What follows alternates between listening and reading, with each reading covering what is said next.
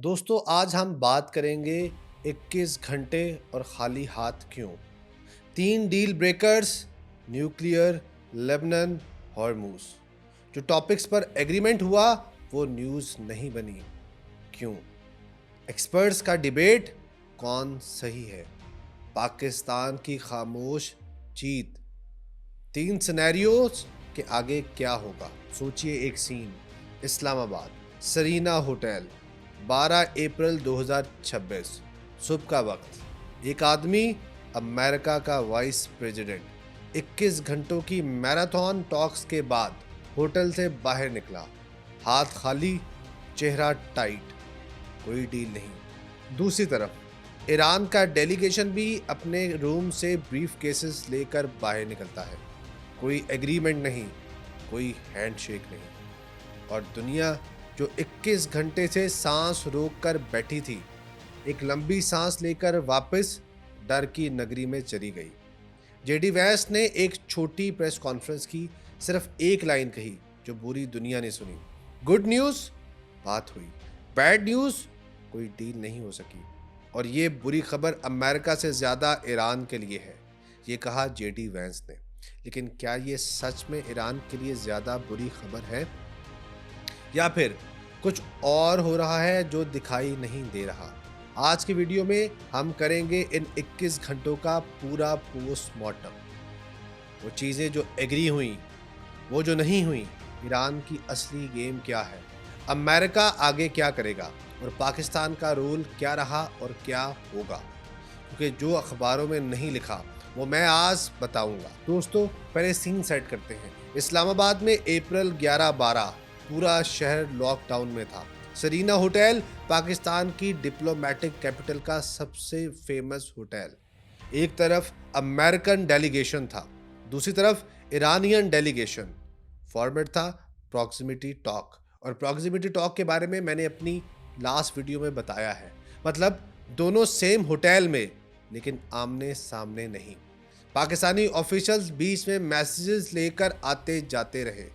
21 घंटे। ट्रंप से करीब वैंस की 1 डजन फोन कॉल्स हुई उसी ड्यूरेशन में।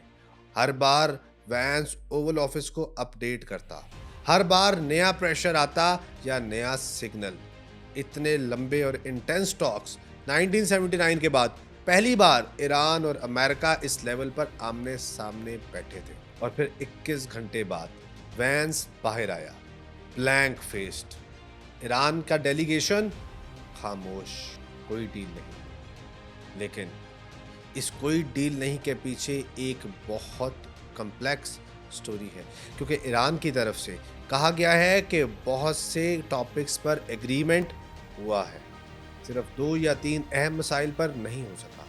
बहुत से मौज़ूआत पर मुफ़ाहमत हो गई है, लेकिन 2-3 अहम मसाइल पर इत्तफाक नहीं हो सका। ईरान के तर्जमान बकाई ने ये लाइन कही जो सबसे इम्पॉर्टेंट है इस पूरी स्टोरी में, क्योंकि ये बता रही है कि काम हुआ लेकिन डील नहीं हो सकी। और ये दोनों में बहुत फ़र्क है। अब आते हैं उस असली बात पर, वो 3 रॉड ब्लॉक्स जो पूरी डील को रोक गई। Deal breaker number 1, nuclear enrichment. ये वो मसला है जो 2003 से 2015 तक हज़ारों घंटे की नेगोशिएशंस में भी ख़त्म नहीं हुआ। अमेरिका का कहना था ईरान अपनी ज़मीन पर किसी भी किस्म के यूरेनियम इनरिचमेंट बंद करेगा, यानी ट्रम्प्स 15 पॉइंट प्रपोजल। ईरान का कहना था एनपीटी ट्रीटी का सिग्नेटरी होने की हैसियत से हमें सिविल न्यूक्लियर एनर्जी के लिए इनरिचमेंट का हक है।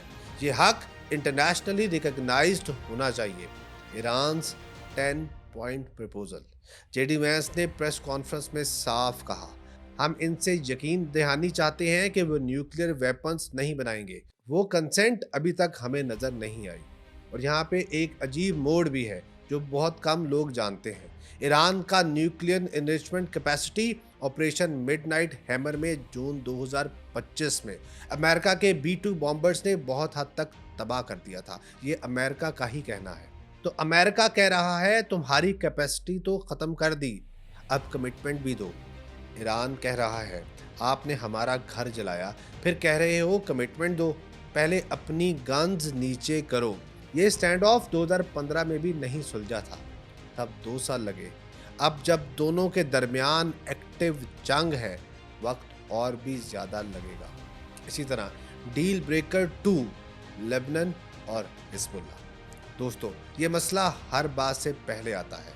ईरान के प्रेसिडेंट पेज़ेश्कियान ने इस्लामाबाद टॉक से पहले लिखा, अगर इजराइल के लेबनान पर हमले जारी रहे तो मुज़ाकरात बेमानी हो जाएंगे। ये एक्स पर लिखा ईरान के प्रेसिडेंट ने।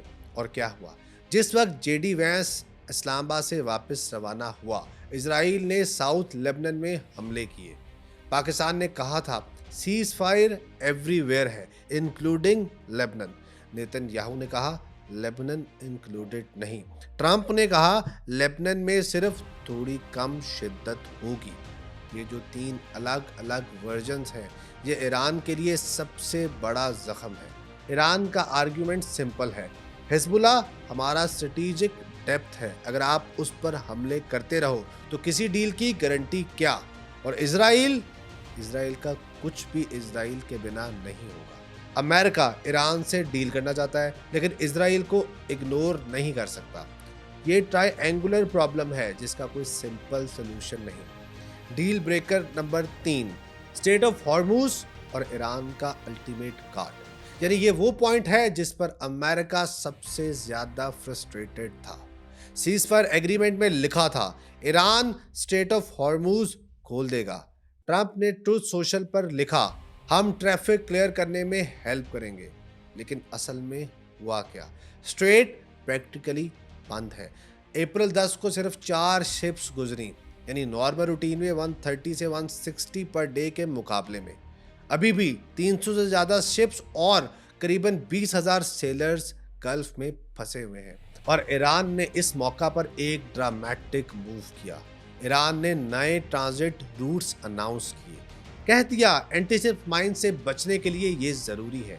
और कुछ शिप्स जो गुजरी, उन्होंने रिपोर्टेडली 2 मिलियन ट्रांजिट फी दी। और इस पर ट्रंप ने ट्रूथ सोशल पर लिखा कि ईरान को टैंकर से फीस नहीं लेनी चाहिए थी। दोस्तों, ये सिर्फ एक शिपिंग मसला नहीं, ये ईरान का स्ट्रेटेजिक लेवरेज का पूरा गेम है। ईरान कह रहा है ये हमारे सोवरेन वाटर्स हैं, हम डिसाइड करेंगे कौन गुजरेगा, कब गुजरेगा और किस कीमत पर गुजरेगा। उसके बरक्स अमेरिका कह रहा है इंटरनेशनल वाटरवे है, यानी straight of Hormuz international waterway है, कोई यूनिलैटरल कंट्रोल अलाउड नहीं। ये क्लैश इंटरनेशनल लॉज से लेकर मिलिट्री पावर तक एक पूरी डिबेट है, और इस डिबेट का फैसला 21 घंटों में नहीं हो सकता। अब आते हैं पार्ट 3 के। अब मैं आपको बताऊंगा कि कुछ एग्रीमेंट्स भी हुए जो लोग मिस कर रहे हैं। अब एक बात जो मैं चाहता हूं कि आप ध्यान से सुनें। मीडिया ने हेडलाइंस बनाई मुज़ाकरात नाकाम, लेकिन क्या ये 100% सच है? ईरान के तर्जमान ने कहा कि बहुत से टॉपिक्स पर मुफाहमत हो गई। जो टॉपिक्स पर एग्रीमेंट पॉसिबल हुआ वो है सैंक्शंस रिलीफ का फ्रेमवर्क, यानी ब्रॉडर स्ट्रोक्स में ईरान का फ्रोजन एसेट्स को लेकर एक रोड मैप की पॉसिबिलिटी। इसी तरह फ्यूचर निगोशिएशन का फॉर्मेट एग्री, यानी पाकिस्तान मीडिएशन कंटिन्यू करेगा। टोन दोनों ने एक दूसरे को डायरेक्टली कमरा टू कमरा कम्युनिकेट किया। रेड लाइंस क्लियरली आइडेंटिफाइड, जो आगे की बात के लिए ज़रूरी था। दोनों ने एक्नॉलेज किया कि ये एक प्रोसेस है, सिंगल इवेंट नहीं। और एक और important, former Afghan diplomat Ashraf Haidari ने कहा इस्लामाबाद टॉक्स ने अपना इनिशियल मकसद हासिल कर लिया। दोनों आमने सामने बैठे और अपनी पोजीशंस जाहिर की। ये एक प्रोसेस है, ड्रामेटिक एपिसोड नहीं। और यहाँ पे मैं पाकिस्तान को कहूँगा वेल डन पाकिस्तान। इसी तरह जर्नलिस्ट रजा रूमी ने लिखा पाकिस्तान ने खामोशी से एक स्ट्रेटेजिक फतह हासिल की। अमेरिका और ईरान को एक सफारतकारी की जगह पर साथ लाकर खड़ा किया। ये एक बहुत बड़ी कामयाबी है। दोस्तों, ये बहुत इंपॉर्टेंट पर्सपेक्टिव है। 1979 के बाद पहली बार अमेरिका और ईरान एक ही होटल में 21 घंटे बात करते रहे। डील नहीं हुआ, लेकिन दुश्मन बात करने पर राजी तो हो गया। और ये खुद एक छोटा सा मगर ज़रूरी कदम था, और इसका क्रेडिट पाकिस्तान को जाता है। अब मैं इंटरनेशनल एनालिस्ट के मुताबिक इस सिचुएशन को डिस्कस करूंगा। अटलांटिक काउंसिल के माइकल ने कहा, अमेरिका एक ऐसे मुआहदे को चाहता है जो उसे इस जंग से निकलने में मदद करे। सीनियर फिगर्स का पाकिस्तान आना ये जाहिर करता है कि अमेरिका सीरियस था। बातचीत शायद अभी ख़त्म नहीं हुई। मतलब अमेरिका भी जानता है कि वो जल्दी डील चाहता है पॉलिटिकल रीजन से। अब जरा सिनेरियो समझिए, 2026 में मिड टर्म इलेक्शंस आ रहे हैं। महंगाई, एनर्जी प्राइसेस अमेरिकन वोटर्स को पसंद नहीं। दूसरी तरफ पीटर शुकॉफ ने लिखा, अगर अमेरिका बिना डील के वापस हो गया तो अब क्या करेगा? ट्रंप की धमकी पर अमल नहीं होगा तो क्या अमेरिका पहले से कमजोर पोजीशन में नहीं आएगा?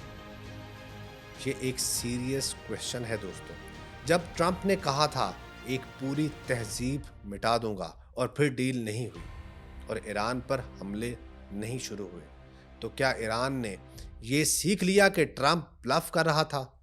इंडियन एनालिस्ट रोबिंदर ने कहा, दिलचस्प बात यह है कि अमेरिका और इजराइल की तरफ से सारी नुकसान के बावजूद ईरान अमेरिकन मुतालिबात के आगे झुकने पर आमादा नहीं हुआ।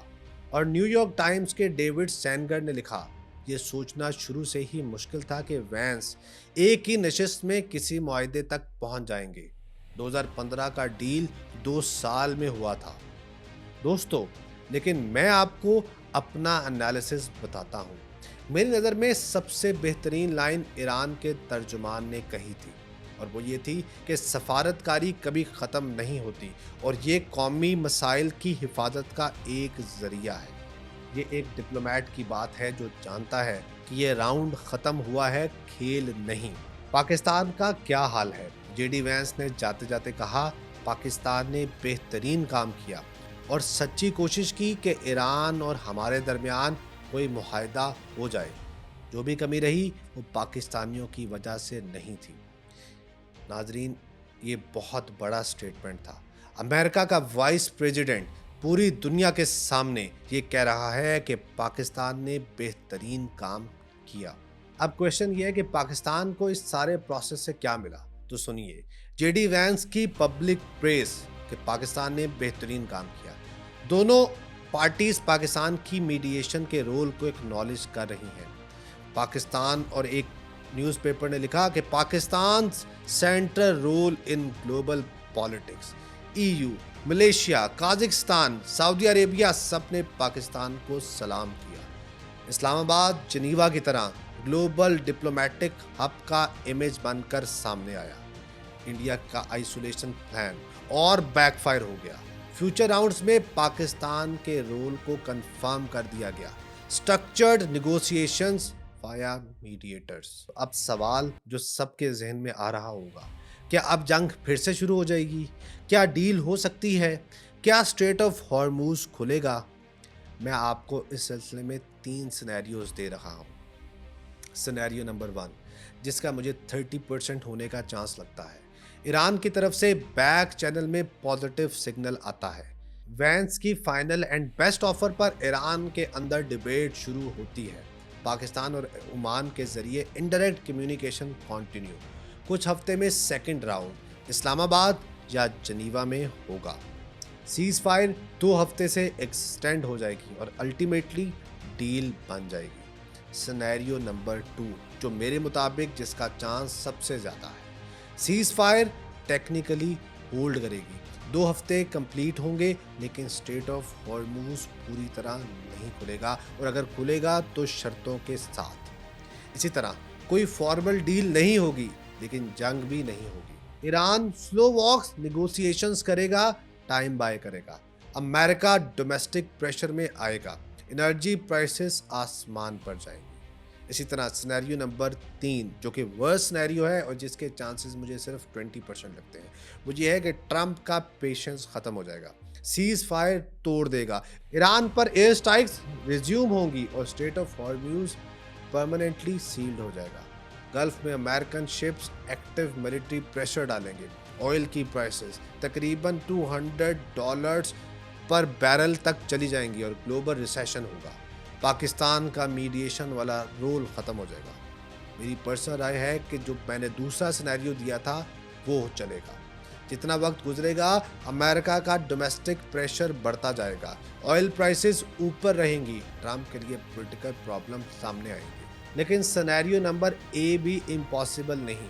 बीबीसी के जो वुड ने लिखा, ये अमेरिका और ईरान के दरमियान तारीखी बर्दाश्त वाले मुज़ाकरात थे, मगर शायद इन्हें सफारतकारी की नाकामी के तौर पर याद रखा जाएगा। ये लाइन बहुत सीरियस है, लेकिन मैं इससे पूरी तरह इत्तेफाक नहीं करता, क्योंकि एक प्रोसेस जो शुरू हो जाता है वो अक्सर आगे बढ़ता है। यहाँ पे मैं दोबारा आपको याद दिलाऊंगा कि 2013 में भी सब ने कहा था ईरान न्यूक्लियर डील नहीं होगी, लेकिन 2015 में JCPOA हो गया। शायद और शायद ये भी वही पैटर्न फॉलो करेगा। अब एक चीज़ जो मैं चाहूँगा कि आप याद रखें, सफारतकारी किसी एक दिन में नहीं होती। 2015 की ईरान डील 2 साल में हुई थी। इस बार जब दोनों एक्चुअली जंग में लड़ रहे हैं, टाइम और भी ज़्यादा लग सकता है। लेकिन जो आज इस्लामाबाद में हुआ वो कुछ नहीं था, ये भी नहीं कहा जा सकता। डिप्लोमेसी कभी ख़त्म नहीं होती। ये एक लाइन मुझे लगता है इस पूरी सिचुएशन का सबसे सही जवाब है।